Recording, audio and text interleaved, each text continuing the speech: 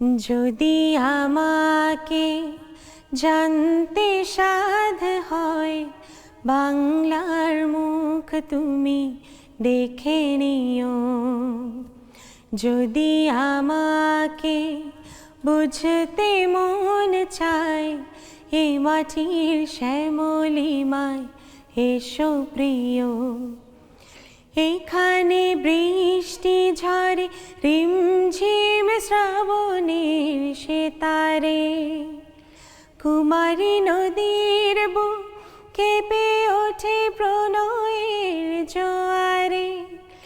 যদি কখনো খুঁজতে মন চায় আমার মনে চঞ্চলতা,